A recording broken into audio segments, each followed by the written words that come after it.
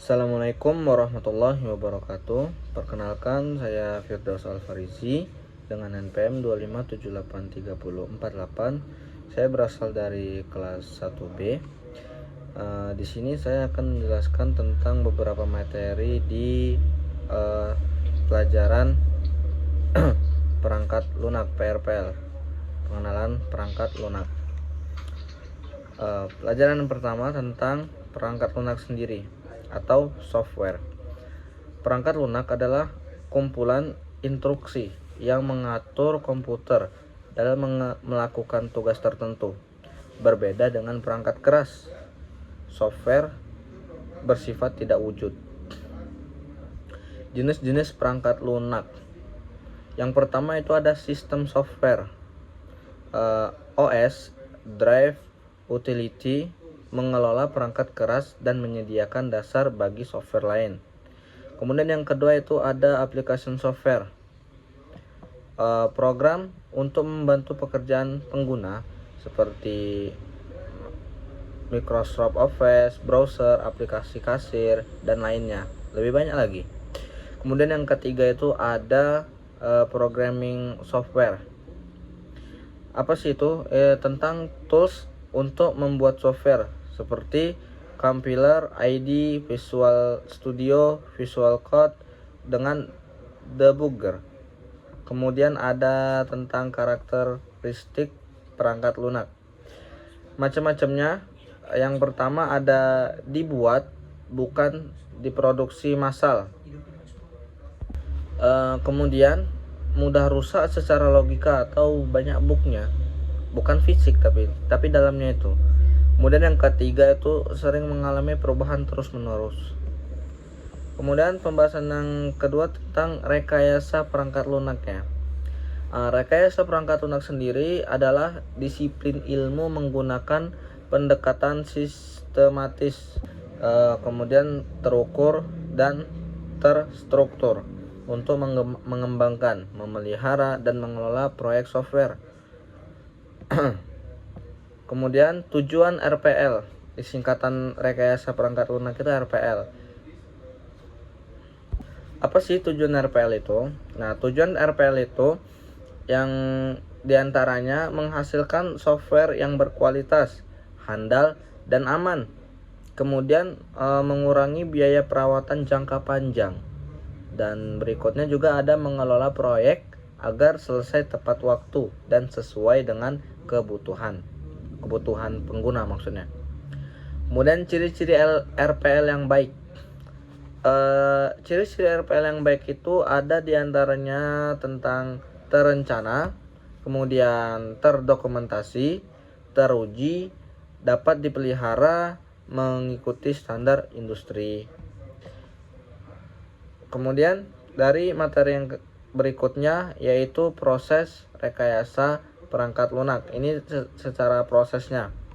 Dari materi yang telah pernah dibahas, proses RPL adalah tahapan yang harus dilalui dalam membangun perangkat lunak, yang mana di dalamnya itu memiliki tahap-tahap utama. Tahap-tahap utama di dalamnya yaitu ada beberapa macam. Yang pertama, analisis kebutuhan, seperti mengumpulkan informasi kebutuhan pengguna, terus wawancara, observasi, dan studi dokumen. Kemudian juga ada menentukan kebutuhan fungsional dan non-fungsional. Kemudian tahap yang kedua ada desain sistem. Desain sistem sini yaitu mendesain arsitektur perangkat lunak, mendesain proses, database, interface, dan alur logika. Dan ada juga menghasilkan blueprint atau rancangan sistem lengkap. Kemudian tahap yang ketiga tentang implementasi pengkodean. Di dalamnya juga ada sekitar dua macam. Ada beberapa, cuman di sini saya akan sebutin dua, yaitu programmer menulis kode berdasarkan desain, kemudian menggunakan bahasa tertentu seperti C++, Java, atau Python, atau PHP, dan sebagainya. Dan yang keempat itu pengujian atau testing. Di sini menguji software agar bebas dari error. Kemudian juga jenis testing ada unit, integrasi, sistem, user acceptance test. Dan yang kelima juga ada deployment, yaitu merilis software ke pengguna. Dan ada juga instalasi, konfigurasi, server, training user. Dan yang keenam itu ada maintenance, yaitu memperbaiki bug, menambah fitur, menyesuaikan dengan perkembangan teknologi. Dan pembahasan yang ketiga, materi yang ketiga di sini tentang analisis dan desain sistem. Pembahasan pertama ini yang akan dipelajari tentang analisis sistem. Di sini analisis sistem sendiri proses untuk mengenali permasalahan, kebutuhan, dan alur kerja sistem yang sedang berjalan. Tujuan analisis itu apa sih? Tujuan analisis diantaranya yaitu menentukan masalah utama bagi sistem lama. Kemudian juga mengetahui kebutuhan user.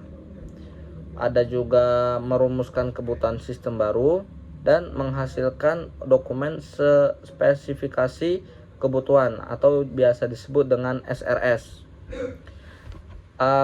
Terus ada hasil analisis, biasanya flow map atau flowchart sistem berjalan. Terus juga ada identifikasi aktor dan proses, kebutuhan fungsional, kebutuhan non fungsional, yang di dalamnya ada keamanan, kecepatan, dan lain-lain. Kemudian bab kedua yang akan dibahas tentang desain sistem, analisisnya. Setelah analisis baru ada di desain sistem, yaitu tahap merumuskan solusi teknis dari hasil analisis. Macam-macam desain sistem ada beberapa. Yang pertama seperti desain proses, yaitu data flow diagram, activity diagram, itu diantaranya. Ada juga desain data, ERD, table database. Kemudian yang ketiga ada desain interface, yaitu rancangan tampilan pengguna. Dan yang keempat ada namanya desain arsitektur, struktur, modul, program. Tujuan desain itu apa sih? Tujuan desain sendiri yaitu memberikan gambaran jelas kepada programmer, mengurangi kesalahan saat implementasi, dan menjamin sistem mudah dipelihara dan dikembangkan. Kemudian juga tentang materi keempat yaitu SDLC atau Software Development Life Cycle. Apa sih tentang SDLC? SDLC sendiri adalah model atau kerangka kerja yang digunakan untuk mengatur seluruh proses pengembangan perangkat lunak dari awal hingga akhir. Model-model SDLC yang umum seperti waterfall, agile, spiral, sama V model. Waterfall di sini ada macam-macamnya. Ada tahapan berurutan, cocok untuk proyek yang kebutuhan awalnya sudah jelas, terus juga dia mudah dipahami, terstruktur. Dan agile, yaitu interaktif, berulang.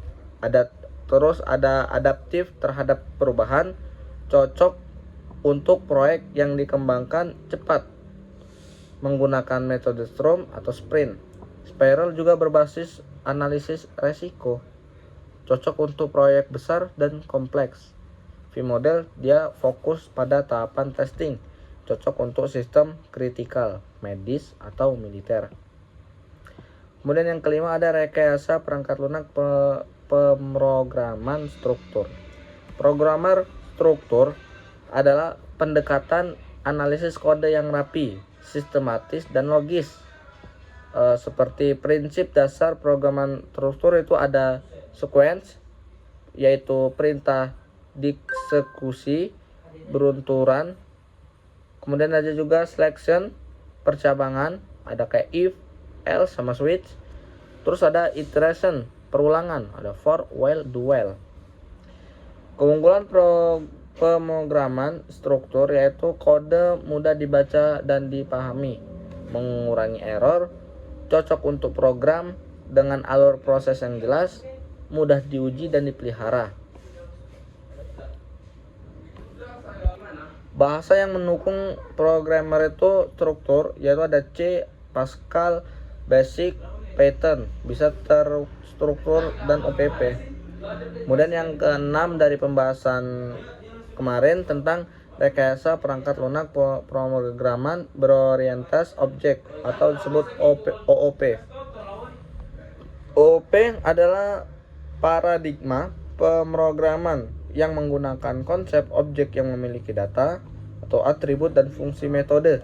Konsep utama OOP ada beberapa hal seperti class, object, inheritance, encapsulation, polymorphism, sama abstraction. Fungsi penting. Keuntungan OOP sendiri yaitu modular dan mudah diperbaiki, kemudian dapat digunakan ulang, dan juga lebih fleksibel untuk programmer besar, lebih aman karena data terenkapsulasi. Contoh bahasa OOP ada di Java, C++, sama Python, PHP, Kotlin, C. Kemudian yang ketujuh ada UML, Unified Modeling Language. UML adalah bahasa standar untuk memodelkan sistem software secara visual. Fungsi UML sendiri yaitu memahami proses sistem, menunjukkan hubungan antar komponen, mengkomunikasikan desain dengan tim, dokumentasi sistem. Jenis-jenis diagram UML juga yang sering digunakan ada beberapa hal seperti use case diagram, class diagram, activity diagram, sama sequence diagram. Dan juga ada yang terakhir tentang statement main diagram. Mungkin itu penjelasan dari saya dari materi-materi yang telah dipelajari 1-7. Sekian dari saya ucapkan assalamualaikum warahmatullahi wabarakatuh.